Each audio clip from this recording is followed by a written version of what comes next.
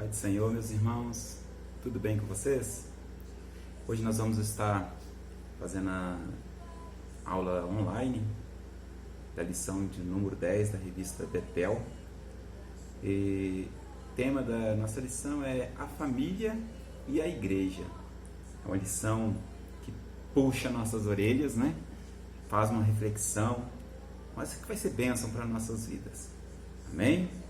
Então, o nosso texto áureo, ele se encontra em Efésios, capítulo 2, versículo 19, que diz o seguinte: assim que já não sois estrangeiros nem forasteiros, mas co-cidadãos dos santos e da família de Deus.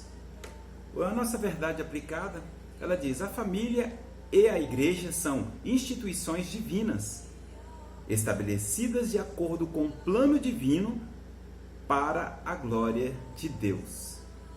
E o nosso objetivo é enfatizar que a família e a igreja são planos de Deus para a humanidade e mostrar que os ataques do inimigo revelam a importância da relação família e igreja e apresentar os propósitos de Deus para a família cristã e para a igreja local. Então, esses são os nossos principais objetivos e nós vamos estar trabalhando em cima deles. O nosso texto de referência, ele se encontra em Atos, capítulo 4, versículo 42 ao 47. E diz assim, e perseveraram na doutrina dos apóstolos, e na comunhão, e no partir do pão, e nas orações. E em toda a alma havia temor, e muitas maravilhas e sinais se fazia pelos apóstolos. E todos os que criam estavam juntos e tinham tudo em comum. E vendia suas propriedades e fazendas e repartiam com todos, segundo cada um havia mister. E perseverando unânimes todos os dias no templo, e partindo o pão em casa, comia juntos, com alegrias e singeleza de coração, louvando a Deus e caindo na graça de todo o povo. E todos os dias acrescentava o Senhor à igreja aqueles que se havia de salvar.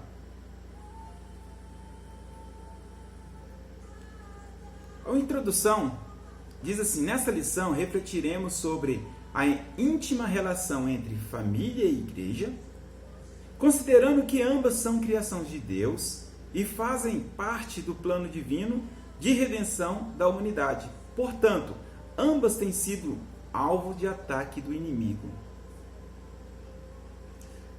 Quando o nosso primeiro tópico diz o seguinte: família e igreja.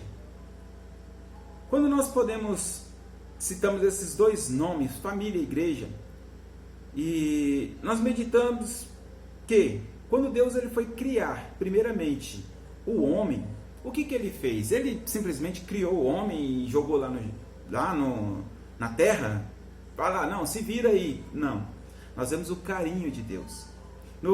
Em Gênesis capítulo 2, versículo 8 até o 18, ali nós vemos o cuidado de Deus, quando ele fala assim, então plantou o Senhor Deus um jardim no Éden.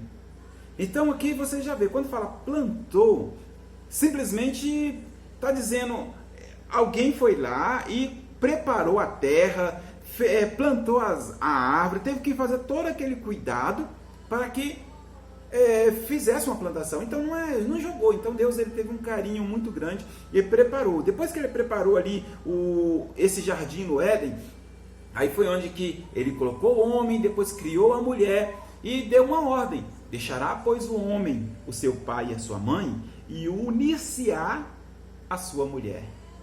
Então, essa foi o primeiro plano de Deus, a criação de Deus sobre a instituição chamada família. O primeiro casamento, vamos dizer, aconteceu nesse momento. Então Deus ele fez a preparação, depois que ele fez toda a preparação do local, aí foi onde que ele trouxe a mulher e colocou os dois ali para formar a família. E outro plano, como nós vemos que Deus ele tem esse propósito, essa preocupação com a família, o que aconteceu? Quando ele foi lá, viu que a terra já tinha se perdido, corrompido, cada um andava com seus próprios deleites e prazeres, Aí ele foi lá, falou assim, não, preciso escolher alguém. Aí onde ele foi lá e chamou Abraão. Chamou Abraão, no tanto era Abrão ainda, atentamente ouviu a voz de Deus. E quando ele ouviu a voz de Deus, o que aconteceu? Deus, vendo a disposição que Abraão teve em ouvir, sair do meio da sua parentela, onde seu pai era criador de vários deuses, ele fazia imagens. Ali Abraão, no meio de idolatria, Abraão ouviu a voz do Senhor e seguiu. Então Deus se agradou dali e falou: Abraão, eu abençoarei os que te abençoarem, amaldiçoarei os que te amaldiçoarem, e em ti serão benditas todas as famílias da terra. Isso nós podemos encontrar em Gênesis capítulo 12, versículo 3. Então, Abraão, ele foi chamado e ouviu, e devido a isso, Deus o agradou tanto que deu essa promessa a ele. E, através dele, da doutrina dos judeus, os hebreus, o que aconteceu? Hoje nós estamos com esse sistema que nós devemos hoje, conhecemos como família, é devido a esse sistema de Abraão, devido a essa chamada, Abraão tem escutado a voz de Deus. Aí o que ocorreu? Hoje nós temos esse sistema, um casamento onde um pai não pode casar com a filha, um irmão não pode casar com o irmão, parentes assim, não pode, porque a Bíblia está relatando que isso não pode. Então, por causa dessa ordem que deu lá para Abraão, chegou a lei para o povo de Israel. Essa lei chegou até nós. Então hoje os países cristãos têm a Bíblia como base, tem essa organização, tem isso. Eu não consigo imaginar o que seria o mundo hoje sem a Bíblia. Muitos falam, a Bíblia é um livro ultrapassado, passado, mas gente, as leis morais que regem o mundo hoje, eles têm base cristã. Senão seria como um monte de animais, sem respeito. Não consigo imaginar como seria o mundo sem essa organização, sem essa instituição, sem essa base que é a palavra de Deus. Então, hoje, com o passar do tempo, na história de quando foi escrita a Bíblia até os dias de hoje, nós vemos muitas mudanças. O homem ele sempre procura inventar isso e aquilo, para quê? Para satisfazer os seus pecados, para satisfazer os seus deleites. Então, aconteceu o quê? A poliandria, que é a união de mulher com vários homens. Se você olhar na história, pesquisar, você vai encontrar. A poliginia, que é um homem com várias mulheres. Só que o projeto de Deus, quando ele iniciou lá no Éden, e você vê quando Deus tem trazido na história, o plano de Deus é o quê? A monogamia, que é um homem e uma mulher. Esse é o plano de Deus para que todo o homem seguisse. Só que o homem, que nós podemos ver Davi, Salomão e outros, que tiveram mais que uma mulher. Então, esse não foi o plano de Deus. O plano de Deus foi a monogamia. E nos dias atuais nós vemos também outras invenções que têm surgido, que é o quê? Querer o estabelecimento de família, de união homem com homem, mulher com mulher. Isso são as invenções que o homem, sem Deus no seu coração, sem o respeito com a palavra de Deus, ele procura o quê? Uma brechinha aqui, outra ali, para satisfazer a sua carne, satisfazer os seus sentimentos pecaminosos. E quando agora voltando ao plano igreja, como foi que iniciou a igreja? Em igreja nós podemos ver que ela iniciou lá no Êxodo, no livro de Êxodo, porque quando Moisés, Deus falou para ele, sai dessa terra e vai. Deus ainda sugeriu colocar um anjo que ia com eles, né? Moisés falou: Senhor, eu não vou se a tua presença não for conosco. Eu não vou sem a tua presença. Então Deus deu todo o projeto para que Moisés construísse o tabernáculo, a tenda, né, da congregação, e falou assim: ali, Moisés, eu descerei e falarei contigo. Olha que maravilha, olha que plano maravilhoso de Deus. Então Deus ele fez todo esse projeto maravilhoso para que o homem pudesse ouvir a voz de Deus. Então Moisés seguiu as instruções. Hoje nós sabemos que todas as peças, todas aquelas medidas, tudo aquela separação que existia ali no tabernáculo, ele significa Cristo, é um tipo de Cristo, né? Cada coisinha aponta para Cristo. Então, só que o maior propósito é o quê? Que Deus viesse falar, uma forma que Deus pudesse se relacionar com o homem. Então, porque quando Deus falou lá no Monte Sinai, o povo ficou apavorado, o povo ficou com medo, porque saía raios, trovão. O povo falou assim: Moisés, fala você conosco. Não, senão Deus falando, a gente vai morrer. Então, Deus ele arrumou um método para que o homem pudesse ouvir a sua voz. E em Salmos 33 também, nós podemos ver o salmista falando assim: ó quão bom e quão suave é que os irmãos vivem em união. Pois é como óleo precioso que desce sobre a cabeça e desce sobre a barba de Arão. E resumindo o texto, e fala: e ali o Senhor ordena a bênção e a vida para sempre. Então é plano de Deus, quando os irmãos estão unidos, para buscar o Senhor, ali o Senhor fala, ali o Senhor exorta, ali o Senhor alegra, fortalece. Então é um propósito de Deus, é necessário que nós precisamos ir à igreja. Então, é um propósito de Deus. E também nós podemos ver lá em Mateus capítulo 16, versículo 18, quando Jesus falou para Pedro: Pedro, tu és Pedro, e sobre essa pedra eu edificarei a minha igreja.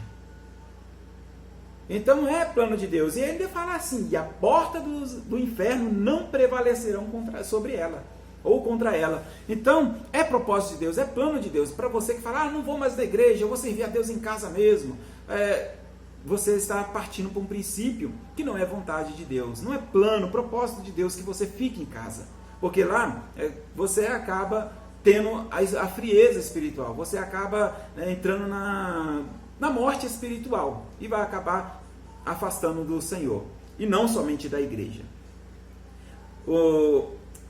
Agora no tópico 1.2, a igreja como defensora da família. É preciso que a igreja continue levantando a bandeira da família e instruindo seus membros nos preceitos divinos. Então, como nós podemos ver nos dias atuais, a mídia, o que ela tem feito? O sistema anti-palavra de Deus, anti-Bíblia, o que eles têm feito? Hoje nós podemos, quando nós paramos para meditar, nós estamos sendo bombardeados constantemente por músicas, por exemplo, funk, até mesmo músicas sertanejas. É umas músicas que tem umas melodias lindas, maravilhosas, mas quando você escuta, para meditar a letra, coisas horríveis. Esses dias eu estava ouvindo uma música chamada Infiel. A mulher estava revoltada porque o marido traiu e ela ia trair também. Eu falei: meu Deus, olha só a situação. Você olha a música, a melodia, as músicas, a voz, tudo lindo. Mas quando você olha a letra, é um puro ataque à família. É uma pura inversão de valor. Já não estou nem aí. A pessoa está revoltada e vai fazer o que bem der na cabeça. São coisas que a família estão sendo atacada constantemente. Filmes, séries, novelas, nem se fala, né? A mídia em si, ela tem bombardeado, tentando destruir a família. E nós como cristãos, nós como conservadores, nós como que queremos ver as coisas certas, com um padrão equilibrado moralmente, nós precisamos falar: não, eu vou lutar por minha família. Eu preciso que minha família esteja aos pés do Senhor. Então, nós como igreja, nós precisamos defender a família do Senhor. Orientar para que não haja separação, divórcio. Mas, com tudo isso, nós vemos o quê? Um grande problema. O grande problema que tem atrapalhado a união de muitas famílias é o quê? É a obra da carne. A obra da carne, ela tem sido o principal vilão para a separação. Por quê? Olha só o que é a obra da carne, que lá em Gálatas fala. A obra da carne é adultério, prostituição, impureza, que são pensamentos impuros, a pessoa que não sabe pensar em outra coisa, não sei, maldade, lascívia. Lascívia é aquela forte inclinação para a sensualidade, não consegue vestir uma roupa decente. Ela só se sente bem se ela tiver com uma roupa indecente, uma roupa que venha chamar a atenção do sexo oposto. Aí depois vem a idolatria, que é amar qualquer outra coisa acima, no lugar de Deus, ou igual a Deus, é idolatria, feitiçaria, que tem muitas orações de feiticeiros, pessoas vingativas, que quer fazer o mal para os outros, e não é somente ir lá procurar uma mãe de santo ou uma cartomante, não, existe orações de feiticeiros também, orações vingativas, inimizade, porfia, homicídios, bebedice, tudo isso é obra da carne, e tudo isso é o que tem levado um grande número de pessoas a se separarem, afastar, sair da sua família, não querer mais ficar, são a obra da carne, mas o Senhor, Ele deu uma saída. Você não quer viver praticando as obras da carne? Ande em espírito, pois o fruto do espírito lá em Gálatas 5:22, amor, alegria, paz, longanimidade, benignidade, bondade, fé, mansidão e temperança. Busque o fruto do Espírito, busque o Senhor alimentando o seu espírito, que você vai ficar muito bem. Você não vai deixar que a obra da carne, ela venha fazer o quê? A separação. É o caminho que nós temos para que a nossa família seja uma família unida, abençoada, tenha prazer de se conviver um com o outro. Amém? Então, esse é a forma como a igreja precisa defender a família. E o outro ponto é a família como promotora da igreja. Agora já é o outro ponto. A família ela exerce uma forte influência na formação do pensamento das futuras gerações quanto à importância da igreja local. Eu pergunto a você, qual tem sido a sua influência na sua família para com a igreja? Como que a sua família ela consegue ver a igreja? Porque se você é daquele tipo de pessoa que vive falando mal do seu pastor, mal dos seus líderes na frente da sua igreja, dos seus filhos, perdão. Se você é desse tipo de pessoa, como você acha que vai ser a mente dos seus filhos? Pastor, é tudo errado. Eu vi um exemplo uma vez de um menino que chegou na igreja e ficou olhando para o pastor, e o pastor olhou aquilo e achou estranho, né? Aí o pastor chegou para o filho, falou assim, para o menino, falou assim, o que você tanto olha para mim, filho? Ô pastor, é que meu pai falou que o senhor tem duas caras, eu só estou vendo uma. Então, ou seja, criança é inocente, aquilo que coloca na mente dela, que fala, ela não consegue fazer uma separação. Então isso, muitas vezes, aquela reclamação, aquela murmuração que você tem feito na frente dos seus filhos, você está criando uma grande tendência para que ele se afaste do Evangelho. Porque ele não sabe diferenciar o que é igreja e o que é Deus. Para ele, quem vai na igreja ir na igreja é servir a Deus. E se ele não se não está servindo a Deus, se ele não está indo na igreja, ele não está servindo a Deus. Então temos que tomar muito cuidado com o que nós falamos.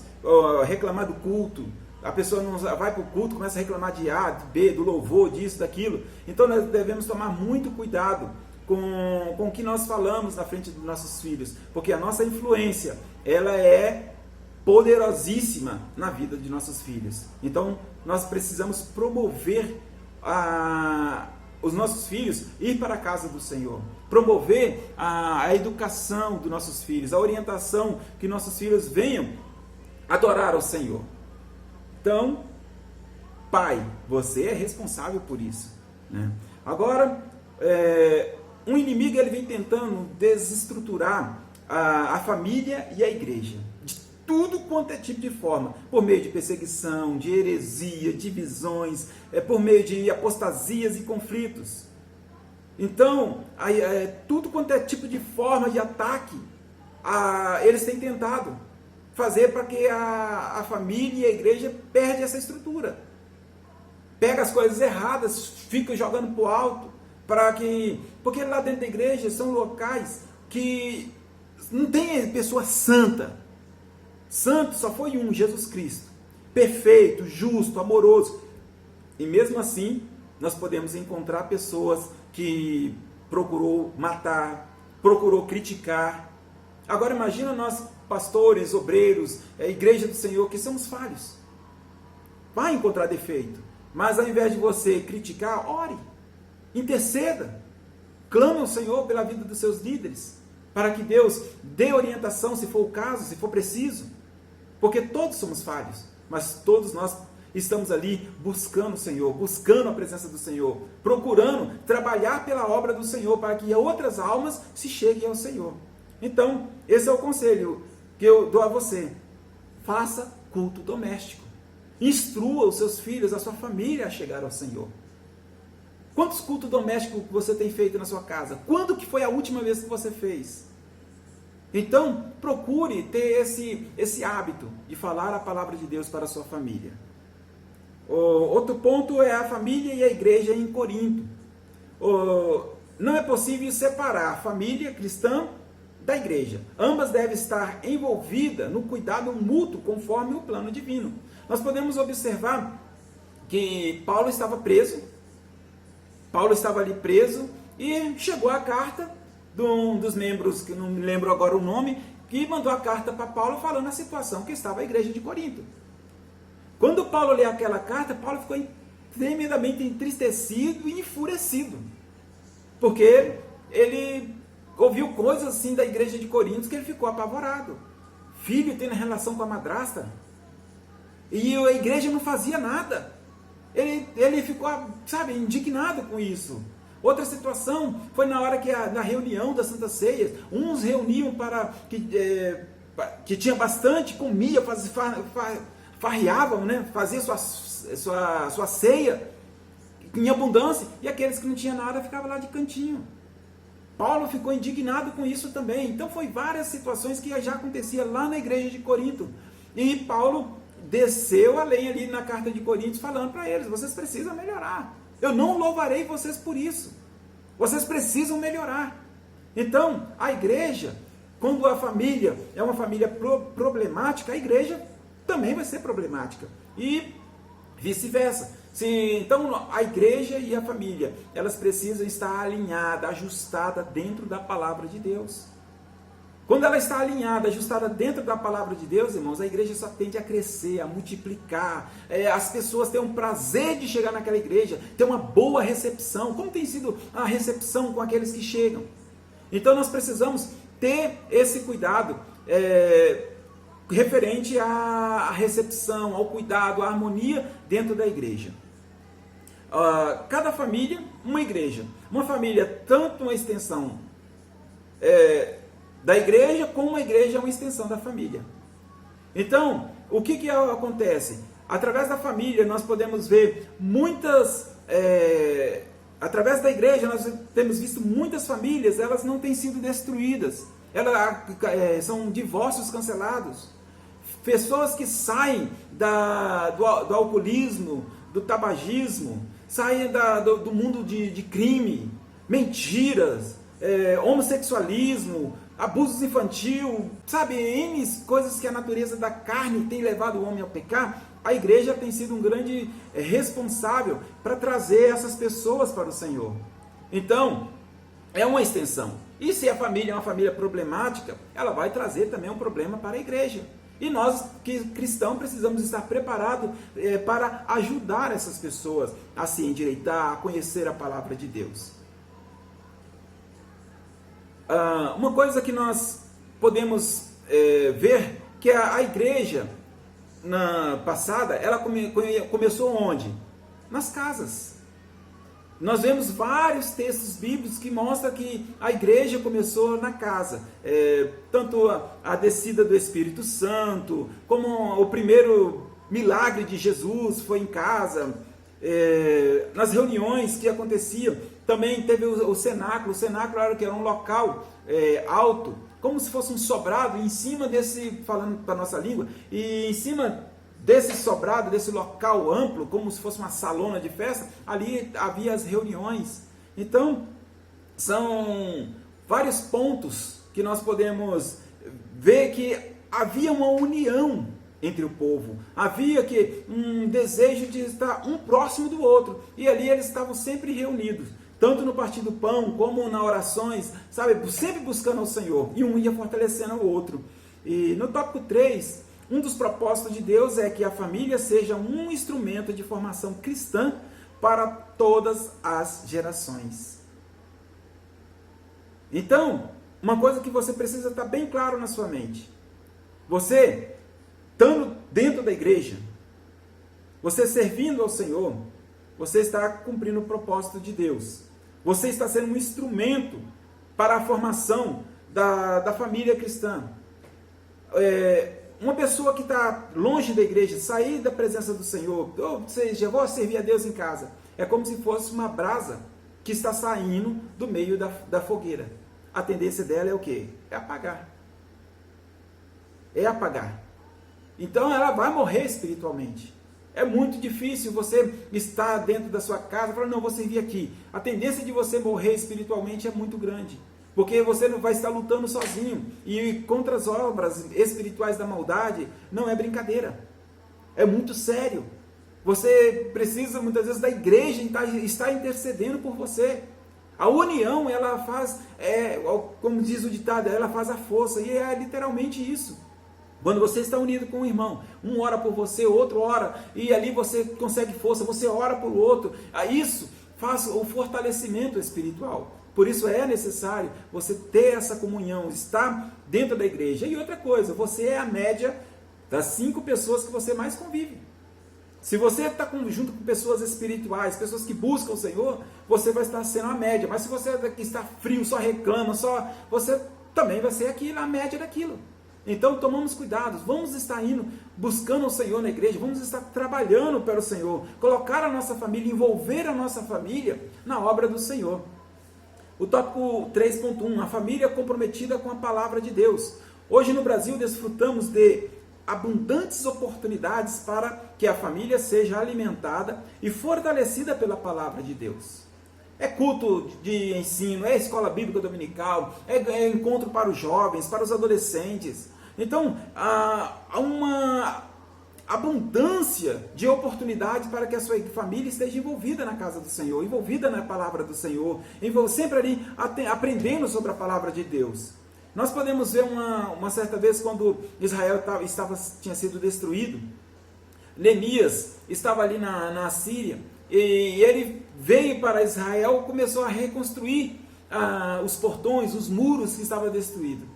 Depois que ele fez aquilo, ele foi e chamou Neemias, um escriba, e falou para ele, leia a palavra de Deus para o povo, exorte o povo. Aí Neemias começou a ler a Bíblia, no caso naquela época era o Pentateuco, né? Começou a ler as ordenanças de Deus para o povo ficava de manhã até a tarde, ali eles choravam, planteavam, vendo, falando assim, realmente nós afastamos do Senhor. Então a palavra de Deus, ela causa o quê? Esse arrependimento, esse confronto na nossa vida. Então se você é confrontado pela palavra de Deus, vai acontecer mudança. Mas se você não está nem aí, ignora a palavra de Deus, nada vai acontecer. Então seja confrontado pela palavra de Deus, para que você entenda qual é o propósito de Deus na sua vida. Busque ao Senhor com sua família. Leve a sua família a trabalhar para o Senhor, pela obra do Senhor. Então, o 3.2, a família comprometida com as atividades da igreja. É muito importante que a família valorize a intensa interação nas variadas atividades de uma igreja local. Hoje em dia, mas ninguém me dá oportunidade. Irmãos, tem o evangelismo. Você quer trabalhar? Vai fazer evangelismo. O grupo de missões, tá tendo escola dominical, muitas vezes pega um copo de água, leva lá para o professor. Está tendo um evento, irmãos, é muito trabalho. A Bíblia mesmo já fala, grande é a seara, mas poucos são os ceifeiros. Sabe qual que é o maior problema hoje? As pessoas querem cargos para pegar o microfone e ficar lá em frente na hora do culto do domingo, ser a estrela, acabou, fez a apresentação, vai embora e, não é assim. Existe N trabalho dentro da casa do Senhor. E tudo que você fizer, seja limpar, ir lá no banheiro, pegar os papéis higiênicos, amarrar a sacolinha, colocar lá no lixo, você está trabalhando para quem? É para o Senhor? Você vai ser recompensado.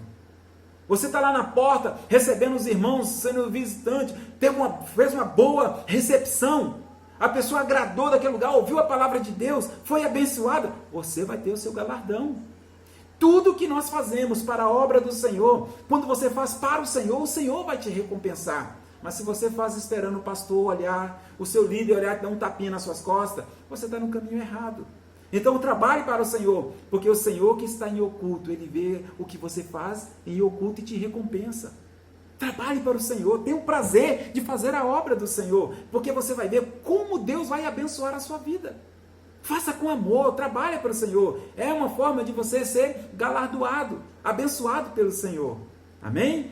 É dura essa palavra, né? Mas é um puxão de orelha, mas para que você seja abençoado. Trabalhe para o Senhor. Então, o trabalho para o Senhor é um evangelismo, é tudo que você fizer em prol a obra do Senhor, você está trabalhando para o Senhor. E o tópico 3.3, famílias comprometidas e com testemunho. É um dever da família cristã buscar com zelo, sabedoria e vigilância. Ser uma testemunha de Cristo perante os vizinhos, parentes e amigos. Como tem sido o seu testemunho na sua casa? Como tem sido o seu testemunho para com a sua família? Tem sido? Pensam, eles falam, nossa, realmente fulano ali é crente. Realmente fulano ali é um servo de Deus. Ou aquela pessoa fala, nossa, que pessoa mais irritante. Coloca aquele som no último. Tem pessoas que acham que porque coloca um louvor no último, por todo mundo ouvir, ele está fazendo o evangelismo. E muitas vezes ele está o quê? Ele está irritando as outras pessoas. Porque a pessoa às vezes quer tirar um cochilo, quer ter uma criança pequena. E a pessoa, irmãos, o maior evangelismo é você praticar o amor. Vai lá, ajude seu vizinho. Tenha um bom testemunho. Começa por aí. Tenha um bom testemunho. Em que as pessoas olhem para você e falem, nossa, aquela pessoa é diferente. E ela venha sentir o desejo de servir o Deus que você serve, de ir na igreja que você vai, porque ela vai ver diferença na sua vida. Pessoas que vivem gritaria, brigando, o lar parece um pesadelo. Será que a pessoa vai ter o desejo de servir a Deus numa casa assim? Ou perto, vendo uma casa assim? De maneira nenhuma. Então, tomamos cuidado, seja sal, seja luz, tenha cuidado com a forma que você convive. Seja exemplo para aqueles que buscam o Senhor, para aqueles que querem chegar ao Senhor.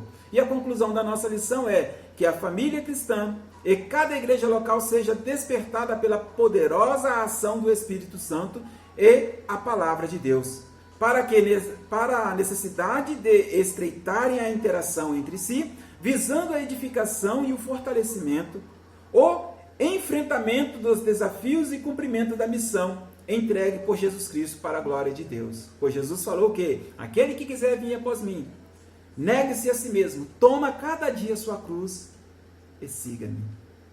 Que Deus possa falar melhor no seu coração, abençoar a sua vida. Tenha um domingo abençoado e até a próxima semana, se Deus assim permitir.